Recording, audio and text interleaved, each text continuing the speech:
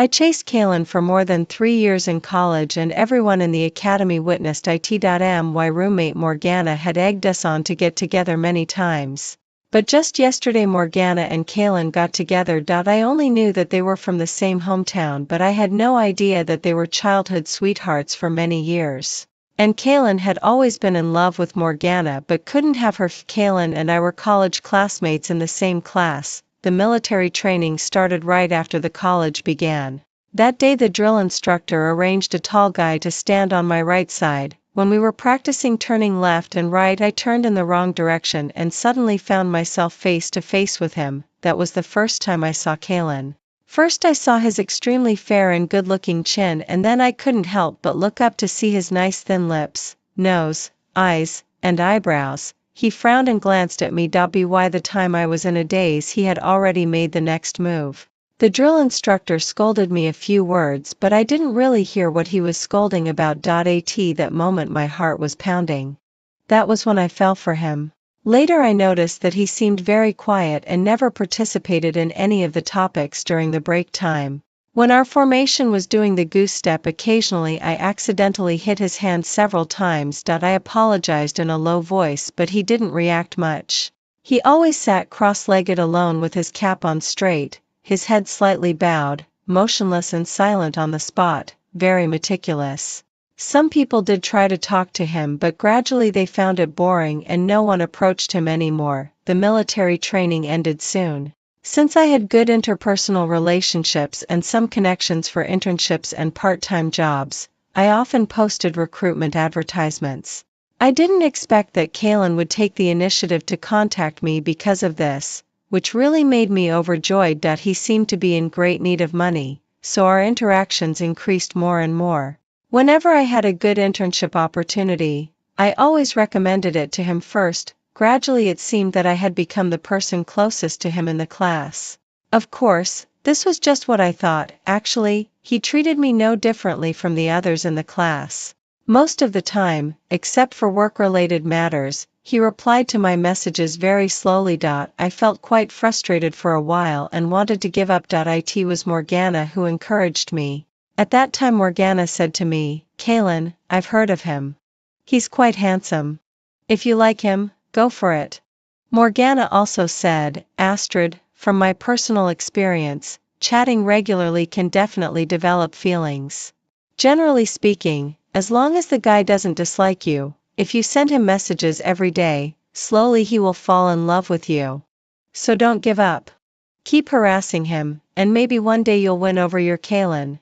So I persevered. I judged that Kaylin's family situation probably wasn't very good. Otherwise, in City C, a monthly living allowance of 2,000 yuan for college students was usually enough for ordinary people. His internship salary was about 3,000 yuan per month. Even if his family didn't give him any money, it should be enough. However, he still seized every opportunity to make money. Every part-time job he went to, I went to, our time together increased significantly. Going to part-time jobs together after class became the thing I looked forward to the most at that time. I would always carry a bulging school bag full of things and go to part-time jobs with him. When he was thirsty, I would hand him a bottle of water just in time. When he was hungry, I would share my homemade love bento with him with a big smile on my face. Whether I got paid or not didn't matter to me.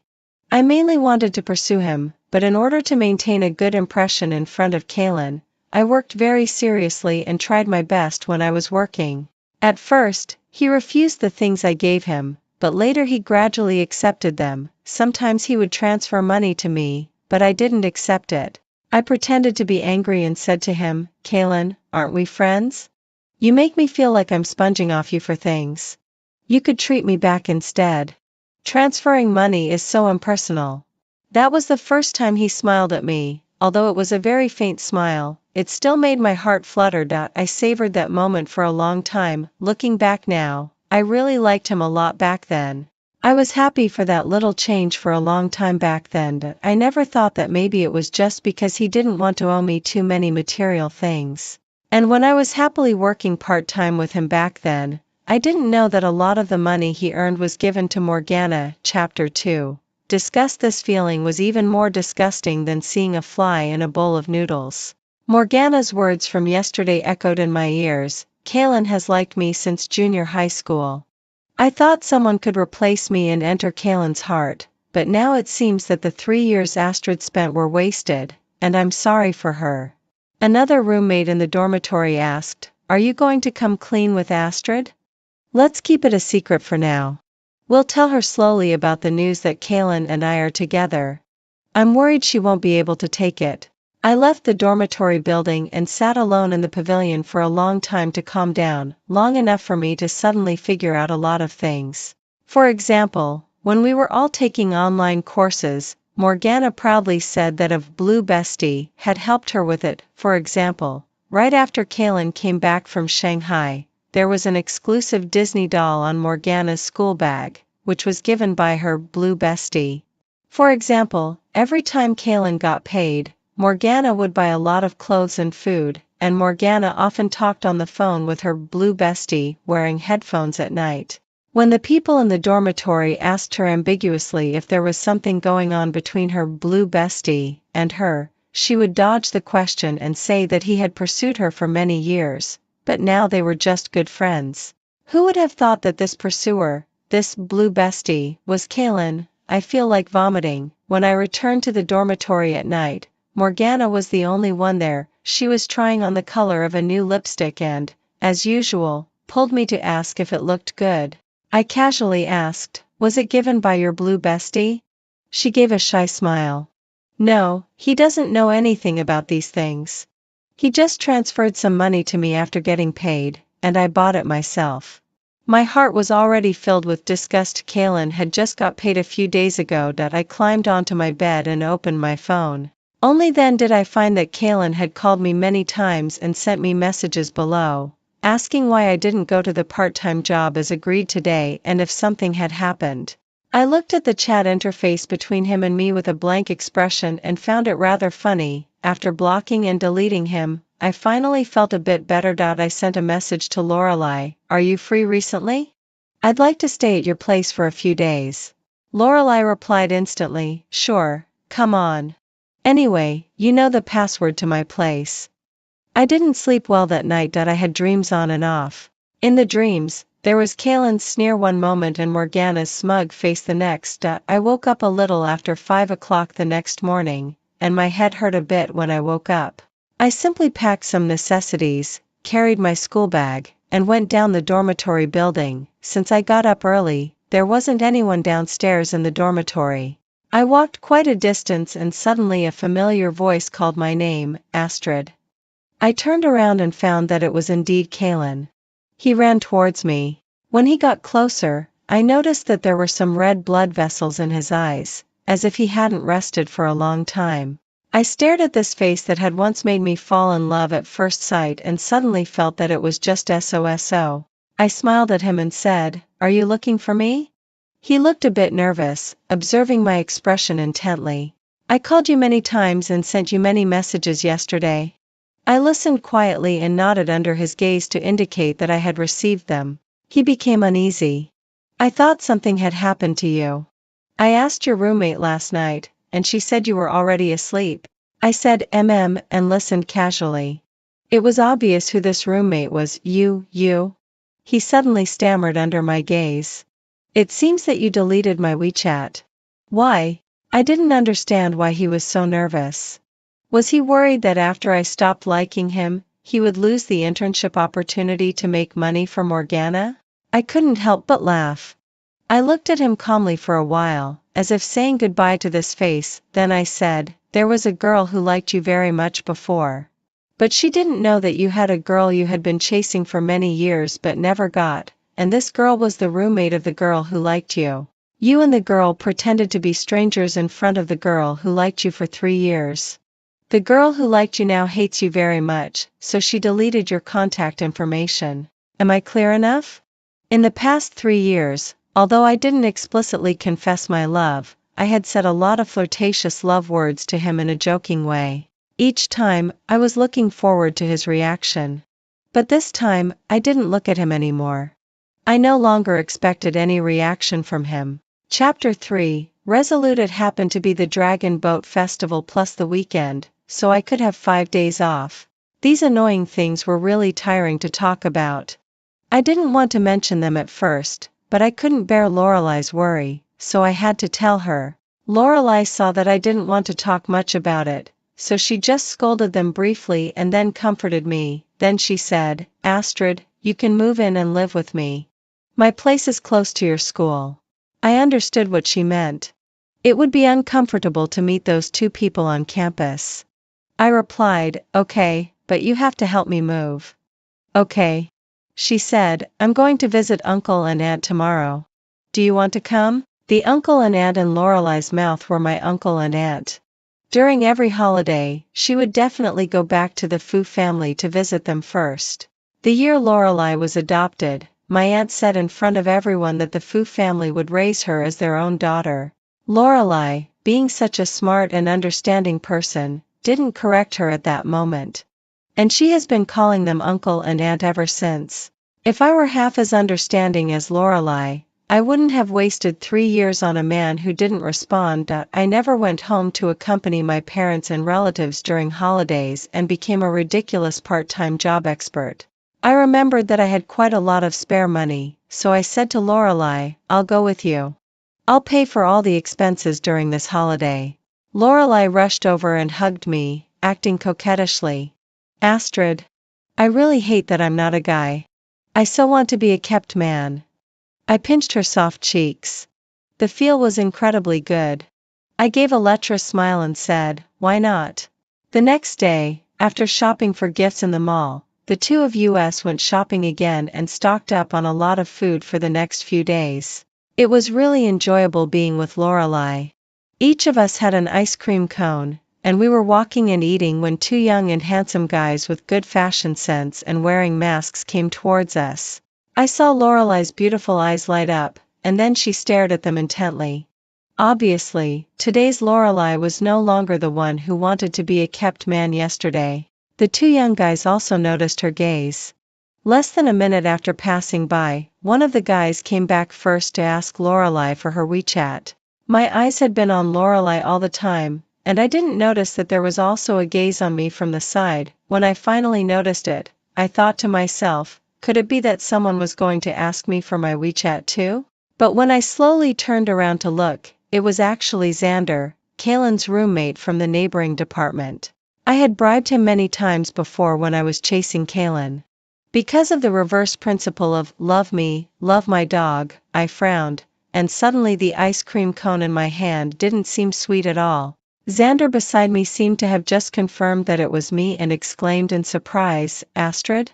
Is it really you? Kaylin seems to have been looking for you everywhere these past 2 days." He looked really worried. We've never seen his perpetually cold face look worried because of anyone before. "Are you two about to get together?" He even winked at me teasingly as he said that. This is the consequence of chasing someone too ostentatiously. Although I didn't publicly confess my feelings, anyone could tell that I liked Kaylin. I looked at Xander very seriously and said, "Kaylin and I have already cut off all contact peacefully. There's no such thing as getting together in the near future, and we won't even be friends anymore. Please don't mention him in front of me again. Otherwise, I'll cut off all contact with you too." The guy was so shocked that his mouth opened wide. Lorelei gave him a sidelong glance, then took my arm and walked away. She deleted the WeChat she had just added and whispered to me, "He just has good fashion sense. Up close, he doesn't look that good. I don't want to add this kind of person's WeChat."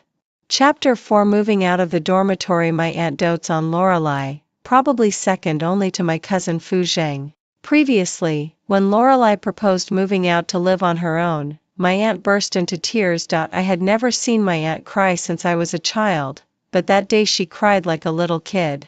But because of her doting, after crying, she still got everything ready for Lorelei, giving her countless instructions before letting her go. Our arrival this time made my aunt very happy. She asked us about our vacation plans. Actually, Lorelei and I planned to go back and stay at home after delivering the things, but my aunt was so excited that she wanted to go out and play with us. We couldn't bear to refuse, so we went along with my aunt. At night, the three of us, Lorelai, my aunt, and I, lay together on the huge princess bed in Lorelai's bedroom and chatted until 1 o'clock in the morning before falling asleep. The next day, my aunt's nephew came to pick us up in his car. Calvin waved to us with a smile from a distance. When he got closer, he pretended to complain to my aunt, "Auntie, I only have a few days off. I came all this way, and you're cruel enough to make me be the driver." Lorelai laughed and said, "It's your honor to be the driver for 3 beautiful ladies, okay?" Thus, the pleasant vacation began. During the vacation, there were huge crowds everywhere. We took a lot of photos together. On the 4th night of the vacation, I saw my aunt and Lorelai happily choosing photos to post on their WeChat moments, and I was also infected by their happiness. Over the past 3 years, I had always been revolving around Kaylin. Most of the content on my WeChat moments was recruitment information. People who didn't know might think that I had already become an intermediary. I picked out a few of our group photos and posted them. Soon, there were many comments below. I replied to them one by one. Suddenly, a comment from Morgana popped up. "Who's the guy in the photo? He looks so handsome. Astrid, please introduce him to me." I was a bit confused. I couldn't figure out what she was up to. Wasn't she afraid of being seen by Kaylin? Suddenly, I remembered that maybe she already knew that Kaylin wasn't our mutual friend, but even if she knew, she shouldn't have used this tone, right? Calvin didn't know the whole story. He only saw that a girl was complimenting him on his looks and was a bit happy, wanting to say that this girl had good taste. But under the sidelong glances of Lorelai and me, he gradually shut up. Lorelai looked at my phone and said, "Anyone who's in a relationship shouldn't say such things casually, right?" I directly clicked on Morgana's avatar and deleted her as a friend. Her way of thinking is a bit different. Normal people shouldn't even try to understand her.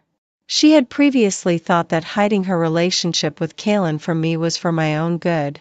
Lorelai nodded in agreement. "Tomorrow is the last day. Let's quickly move you out.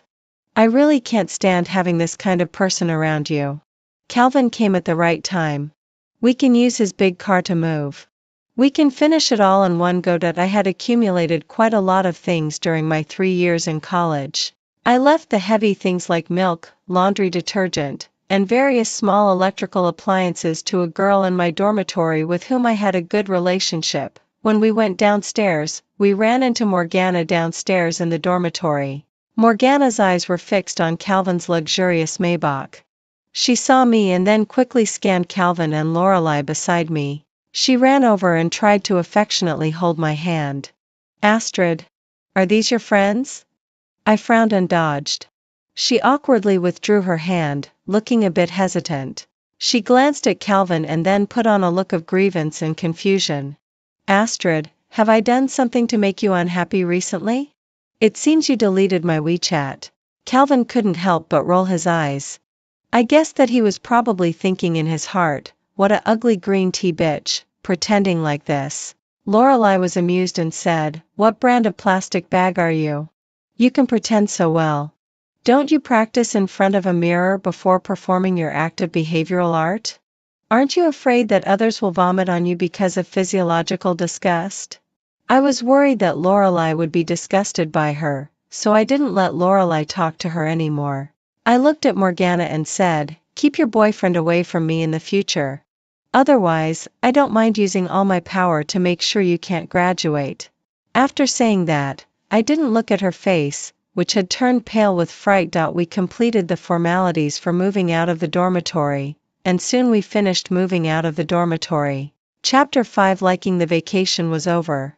Calvin went back to City S, and Lorelai was also busy with work. In the evening, when she got off work, she would drive to pick me up and take me home. Morgana and I were from different departments, and we didn't have any intersections in our regular classes. After moving out of the dormitory, I basically didn't have to see her face anymore. But Kaylin was different. We were in the same class. We had all our classes together, but it didn't matter anymore. Anyone who was sensible wouldn't come to bother me. 2 days had passed. Every time the teacher called the roll, they would pause at the name Kalen. He had been absent from class for 2 whole days. Kalen was usually the kind of person who kept everyone at a distance, so he didn't have any good friends in college. None of the people in his dormitory helped him mark attendance. And no one knew why he was absent from class. Good.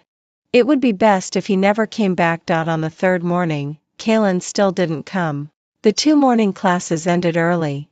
I went to the Shirguangji bookstore on campus to read for a while. I was sitting by the window, and I always had a faint feeling that there was a gaze following me, but when I turned around, there was nothing. Was it an illusion? After the afternoon classes, Lorelei had to work overtime today and would come to pick me up a bit later. I went to the Shirguangji bookstore to read again. This time, I keenly caught that gaze. It was Kalen. I hadn't seen him for a few days, and he looked like a different person, so thin. When he saw that I had noticed him, he showed himself, keeping a distance of several steps from me. He hesitated for a long time and finally said to me, "Astrid, I'm going to join the army. I'll have to suspend my studies for 2 years."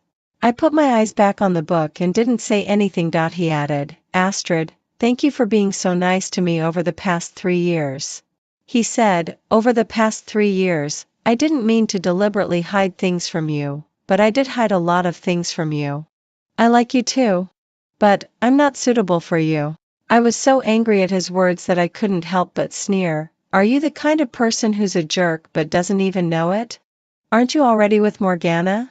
Can you just be a decent person and say something decent?" He obviously froze, lowered his eyes, and pinched the corner of his clothes, not daring to look at me. "Astrid. I'm sorry." I put down the book, picked up my school bag, and strode out of the bookstore. That night, he followed me step by step from a distance until I walked out of the school gate. I saw him in the rearview mirror when I got into Lorelei's car. He was already far away and he just stood there without moving. Kalen really went to join the army. I never saw him on campus again. My senior year went very well. Gradually I no longer thought about Kalen, who was taciturn and reserved in my memory. I met Finnick from the neighboring school. He was completely the opposite of Kalen in personality. His facial expressions were very vivid. He often laughed in front of me like a Shiba Inu with a big smile showing a row of white teeth. And he talked a lot. When we had known each other for 6 months, he invited me to have hot pot with him on the weekend. At the dinner table, he said that he knew I had chased Kalen before. I sighed silently, thinking to myself, had I been chasing someone so ostentatiously that everyone in other schools knew about it? I thought that with Finnick's personality, he would surely laugh at me for chasing a guy so desperately. But at that moment, he suppressed his smile and looked at me very seriously. "Astrid, you chased someone with a courage that I admire." I frowned. That didn't sound like a compliment at all. When he saw that I was unhappy, he quickly said, "I mean, if I had your courage, I wouldn't have met you so late." I was stunned for a moment. Looking at his face, which was gradually turning red, I seemed to understand something. Chapter 6. Wish I had been treated coldly for 3 years and was disheartened, but it turned out that during those 3 years, maybe I was regarded as a precious treasure by someone. Coming back to my senses, I deliberately teased Finnick, "When did you put on blush when I wasn't looking?" Finnick's originally fair face was as red as a tomato. I was amazed. Could a person's face really turn this red? I couldn't help but tease him further. "What shade is it?" "It looks quite nice." Finnick was unusually quiet. He just looked at me with a look of annoyance, looking extremely helpless. After a while, he pushed a nice-looking box towards me across the table. "For you." I reflexively thought about what day it was today in my mind, but couldn't come up with anything. I asked curiously, "What is it?" His gaze was unusually evasive. He didn't look directly at me. "I saw a really nice watch a few days ago.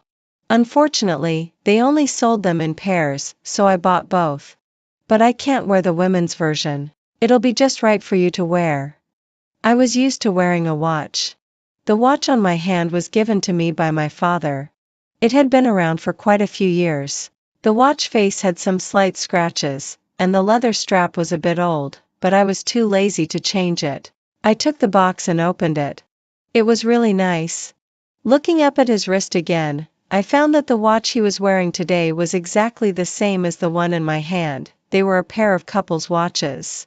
Suddenly, I realized that today was May 20th. We went to the cashier to pay. "Sir, today is May 20th. Our store offers a service of giving a bouquet of roses. Would you like a bouquet for your girlfriend?" Finnick looked at me with a flushed face. I raised an eyebrow and took the roses handed to me by the shop assistant. Long after walking out of the shop, he suddenly asked, "Why didn't you deny it just now?" I pretended not to know and asked, "Deny what?" His face was still red. "Deny that you are my girlfriend." I looked at him and smiled. "You didn't deny it either." His wandering gaze suddenly fixed, landing on my face. The way he looked at me grew hotter and hotter, making my face feel a bit warm too. "Astrid, you kind of like me a little now, don't you?" I raised my eyebrows. "There's something wrong with what you said." "What do you mean by kind of?" I emphasized the word too and said, "You've never even said you like me." Finnick, with his flushed face, stared at me seriously for a while, making me unaccountably serious too, not daring to wear that carefree smile anymore. Finnick said, "Astrid, I like you. I've liked you for a long time. Actually, I've known you for a long time, but you just never knew I existed. I'd never felt so happy before." I said, "Well, this is a big deal. I need to think it over carefully." His heart was pounding like a drum.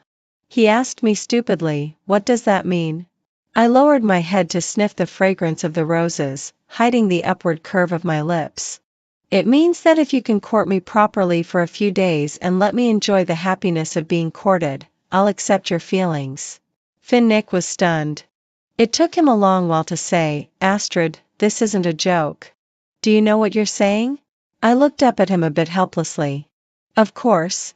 Are you being stupid? So annoying. I don't want to talk to you anymore." Finnick snatched the roses from my hand and hugged me tightly. Chapter 7. The unbearable Kalen's story. Ever since I could remember, my parents were different from other people's parents. My home was filled with quarrels. My father liked to drink heavily. When he was drunk, he would start beating my mother. When he was hitting someone, the veins on his forehead would bulge, and the corners of his mouth would turn up, just like a devil from hell. The commotion caused by the beating was so loud that the neighbors could all hear it. Once, he dragged my mother onto the floor, straddled her, one hand tightly gripping her neck, and the other hand punching her. I saw that my mother's face had turned purple and she was almost suffocating. I went to pull them apart.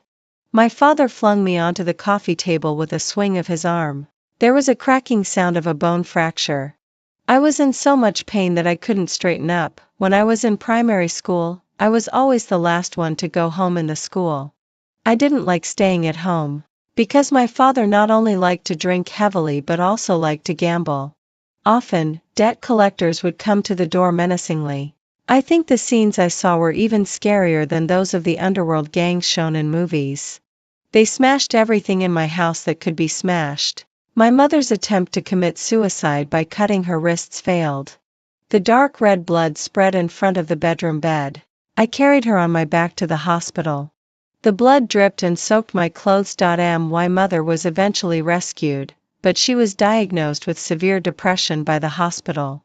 After each time my father beat my mother, he would start to regret it when he calmed down. He often knelt on the ground, crying bitterly, begging for my mother's forgiveness. If my mother didn't forgive him, he would get angry and start another violent outburst. I secretly called the police, but my father somehow got a certificate of being diagnosed with schizophrenia, and finally, he didn't bear any criminal liability. From then on, school was no longer a pure land for me either. Somehow it spread among the classmates that I had a gambler father who was a violent psychopath and a mother who was a masochist with depression. Mental illness has a genetic tendency. I often wondered if I would become like them in the future, as the classmates said. If so, why should I still live? I saw that my mother's eyes became cloudier day by day and her appearance grew more and more haggard. She used to be the most beautiful woman in the small town. Was it just because she married my father? My mother didn't like me because I had a face that was 7/10 similar to my father's. When she was ill, she would tremble with fear when she saw me. This made me feel that I was also sinful. My genes were so despicable, like the mud and the mire, never able to get rid of that gloomy dampness. No one was willing to approach our family. Everyone avoided us. When I walked on the street and met classmates, their parents would always pull them away from me, afraid that they would be hurt if they played with me. Faintly, I could hear the whispers of the classmates behind my back. Look at that Kalen, so gloomy. Maybe he's as sick as his father. Mental illness can be inherited. Stay away from him. In those dark days, I entered junior high school. Morgana was the first person to approach me in junior high school. She often secretly took the initiative to talk to me when there was no one else around. Later, she said she liked me. Then, everyone was saying that I liked Morgana. I didn't feel anything. What was liking? I'd never seen it, nor did I understand it. But I was eager to be like a normal person, not to be alone anymore. They always said that I was an eccentric psychopath, but I didn't want to be like that either. I tried to accept Morgana's approach. I hoped that I could be like a normal person as others described. But suddenly, one day, all of this was broken. The junior high school classmates also knew about my family situation, and it spread like wildfire. When the politics teacher was talking about the harms of gambling, he looked at me with a bit of contempt. Even the teacher started to dislike me. My grades were so good. Don't teachers usually like students with good grades? I became more and more withdrawn. When my depression was first discovered, Morgana accompanied me to the doctor. When she heard the doctor's diagnosis, she looked at me with pity and said, "You're so good looking. How could you get this disease?" There was a soft sentence following that. So mental illness really can be inherited.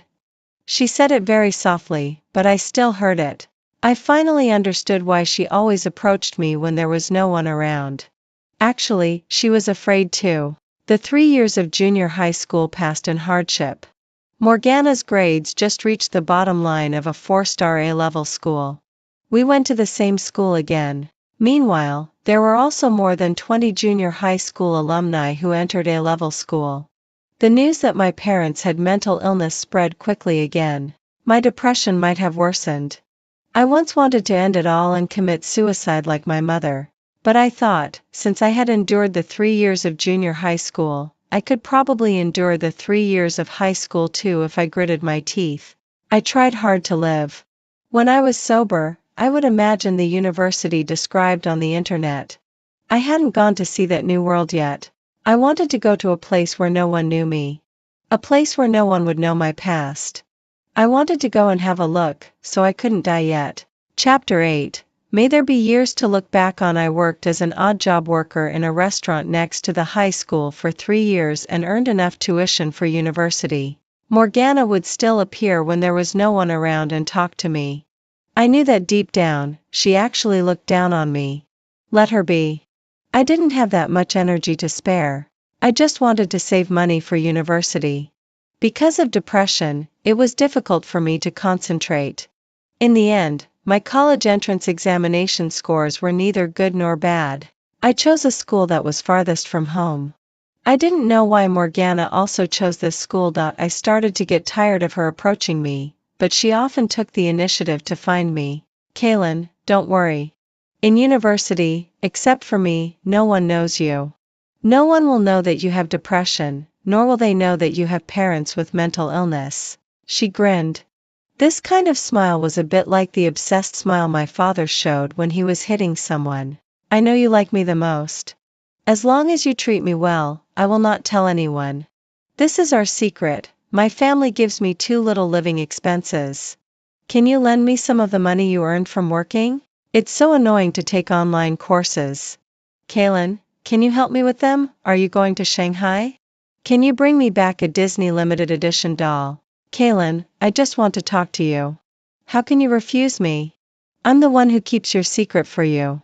I suppressed the urge to hit someone in my heart and told myself not to become like my father. I finally arrived at the university I had imagined. But I still didn't fit in with this world. I tried desperately to blend in, but whenever someone approached me, I couldn't say a word. That feeling was terrible. I was the one who shut everyone out. I didn't deserve to be redeemed. I pulled a long face and was silent every day. But I didn't want to be like that either. I tried hard to open my mouth and talk to them, but I didn't know how to express myself or reply. My mind was pitifully lacking. My father called me and said that my mother had entered a nursing home and needed a lot of money. If I still wanted to study peacefully, I should remember to send money home regularly. Otherwise, he would catch me no matter where I was. I had taken the college entrance examination without telling him. I didn't want him to cause trouble at the school. So I seized every opportunity to make money. I think my mind was not very clear anymore. Probably on the verge of a breakdown. At this time, I was already in my 3rd year of university. Looking back on my short life, it was gloomy and depressing. Except for the name Astrid, it was the only bright spot. That was the most beautiful scene I had ever encountered in my life. It was my most precious and beloved memory. During the military training, we were practicing goose stepping. Actually, I had never been so close to a girl before, which made me so nervous that I made mistakes and hit her hand several times. I was so panicked that I wanted to open my mouth to apologize, but she always said sorry to me first in a low voice. It was clearly me who hit her. I end this life. I hadn't heard many apologies from others. I saw Astrid's internship recruitment notice. I summoned up my courage and contacted her. She was a girl who loved to laugh especially. But I didn't like to laugh because I looked more like my father when I smiled. I never dared to smile in front of others because I feared that they would be afraid of me and talk about me. But the days with Astrid were so happy that it didn't seem real. In front of her, I couldn't help but smile. Astrid said that my smile was really nice, bright, sunny, and handsome. It was the first time that I had heard such words used to describe me. I didn't dare to talk too much to her. Most of the time, she was the one talking in my ear. I was afraid that if I said too much, she would notice that I wasn't normal. Would she be another Morgana in that case? I think I already understand what it means to like someone. The cost of my mother's convalescence is getting higher and higher. Besides going to the internship unit recommended by Astrid, I also work as a waiter in a restaurant in the evenings and during other free time. Astrid doesn't know about these things. For some reason, I don't want her to know, but also because I'm hiding it from her, I haven't been able to reply to many of her messages in time. Astrid is actually a child from a happy and wealthy family. I can see that she doesn't need to do part-time jobs at all, but she gives up her free time to endure hardships with me. Everyone says that she likes me, but how dare I believe it? Just like in junior high school, when everyone said that I liked Morgana, it wasn't true. Thinking of this, I just realized that whether she likes me or not, it's certain that I like her. Just seeing the 3 words, Astrid, my heart softens. But can someone like me deserve to like her? During the summer vacation of my sophomore year, I stayed on campus, and so did Astrid. We went out of the school gate facing the vibrant sun every day and came back when the sky was full of sunset glow. I reduced the dose of my antidepressant by 1 pill, and it seemed that I was becoming more and more like a normal person. On the Double Seventh Festival, Astrid gave me a music box. There was a very nice postcard in the gift bag, and on the blank space, there was a line of beautiful handwriting written with a fountain pen. May there be years to look back on. My heart was pounding violently. I quickly wiped away the tears that were about to fall for fear of getting the card dirty. I knew the next line was, and may we grow old together with deep affection. She really liked me. I was so happy that I cried, but then I was filled with worry again. But I'm sick. Will I become like my father? If so, I'll drag her into hell. How could I bear that? I carefully put away this card and didn't dare to give her any response for the time being. Chapter 9, and may we grow old together with deep affection. On the eve of the Dragon Boat Festival, Astrid didn't show up at the internship unit we had agreed on. It was the first time that she had stood me up. I called her many times, but I didn't receive any reply from her all day. After getting off work in the evening, I hurried back to school to look for her. But I couldn't find her. My uneasiness reached its peak when she deleted my WeChat. At that moment, I had a strong intuition. Morgana had told her about my illness. She knew everything. I knew I definitely wouldn't be able to sleep at night, so I went to wait for her to appear downstairs in her dormitory. But Morgana showed up first. Kaylin, why are you so nervous about Astrid? Do you think Astrid really likes you?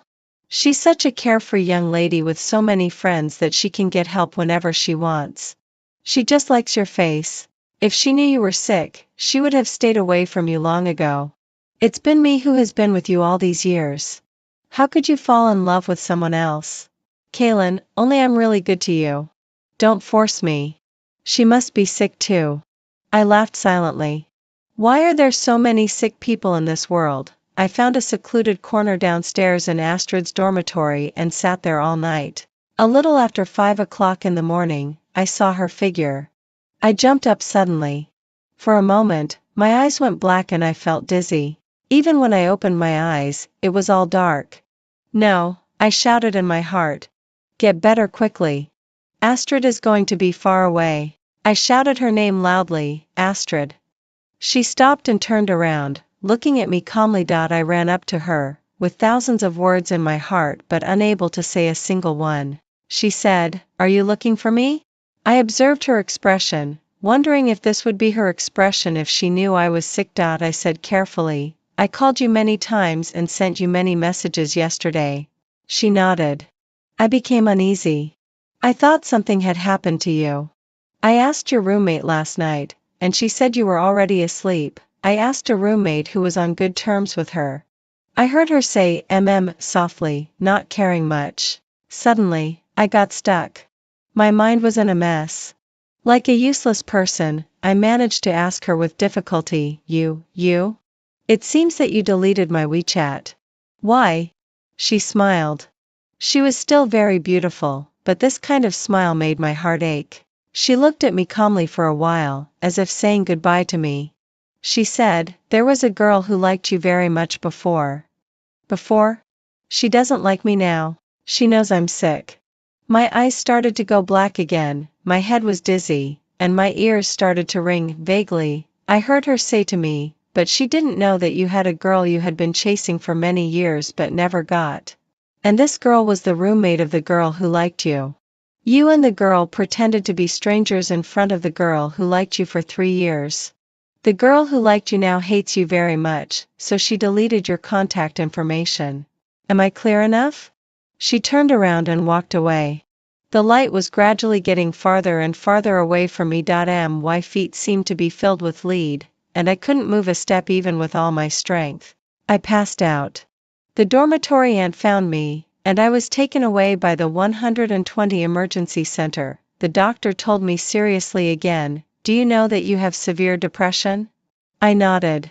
"I advise you to suspend your studies immediately and go home for treatment. Your current state is very dangerous.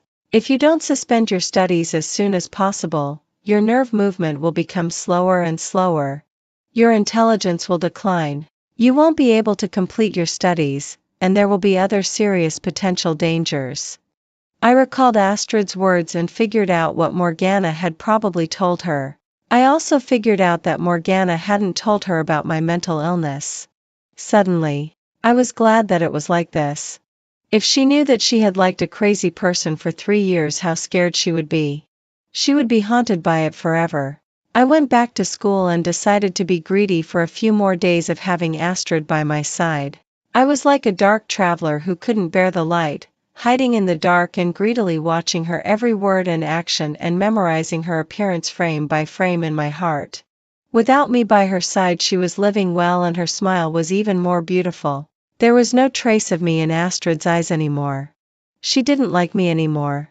"Astrid, when you found me in the bookstore, I really hoped that you could like me again and look at me with loving eyes again. I think I have to hurry up and leave. I'm afraid that if I look at you one more time, I won't be able to make up my mind to die. Will you be scared after I die, scared that you once liked a crazy person who was suicidal, and will you be haunted by it when it comes to love in the future? I don't want you to be like that. I hope you will always live happily, bloom throughout your life, and never wither. So I must die quietly, in a place where you can't see. But before that, I still can't help but tell you, Astrid, actually, I like you very much too. but I choked up and tried very hard to continue, but I'm not suitable for you. There will be someone 1,000 times better than me. You will live a very happy life with him. If there is really an afterlife after death. Astrid, I want to meet you again in the afterlife. But can God arrange a beautiful ending for me in the afterlife? In that ending, I want to be with you, to have years to look back on, and to grow old together with deep affection. I went through the withdrawal procedures instead of suspension. I lied to Astrid that I was going to suspend my studies to join the army, although she didn't care anymore. I've lied to her about too many things. If there is an afterlife, I hope I don't have to lie to her anymore. I donated all my remaining money to the Depression Public Welfare Alliance. I didn't manage to get out of this in my life, but I hope that people like me can be lucky enough to get out. The music of the music box rang in my ears, and I was holding the card that Astrid gave me in my hand. At the moment when I closed my eyes, I seemed to see Astrid's figure running towards me. It's so nice, Astrid. I see you. Is that the afterlife? Astrid, I love you.